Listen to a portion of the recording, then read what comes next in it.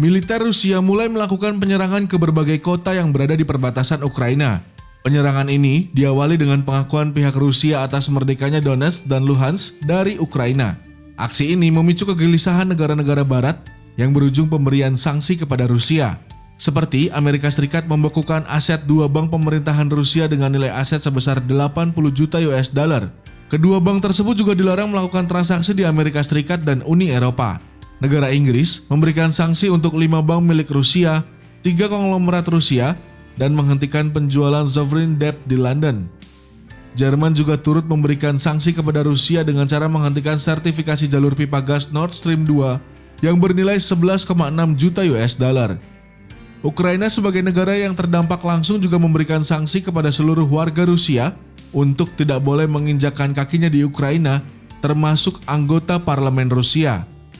Organisasi antar pemerintahan dan supranasional Uni Eropa juga menjatuhkan sanksi kepada seluruh politisi, pejabat keuangan, dan pejabat pertahanan Rusia yang setuju atas kemerdekaan Donetsk dan Luhansk. Jepang juga turut memberikan sanksi kepada Rusia dengan larangan penerbitan surat utang serta larangan masuk ke Jepang untuk individu yang terkait agresi ke Ukraina. Indonesia sendiri belum memberikan sanksi untuk Rusia karena menurut Presiden Joko Widodo, penyelesaian krisis Ukraina harus dilakukan dengan cermat. Saya memiliki pandangan yang sama dengan Sekjen PBB Antonio Guterres bahwa penanganan krisis Ukraina harus dilakukan secara cermat agar bencana besar bagi umat manusia bisa dihindarkan. Tapi, upaya perdamaian ini harus cepat dan tidak bisa ditunda-tunda, ujar Presiden Joko Widodo. Di sisi lain, China memiliki pendapat berbeda terkait pemberian sanksi-sanksi terhadap Rusia.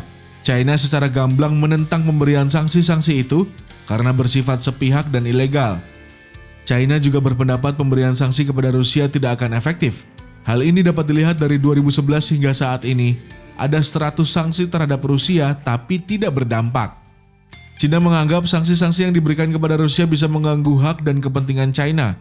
Namun, China juga berharap konflik ini dapat diselesaikan dengan cara dialog dan konsultasi.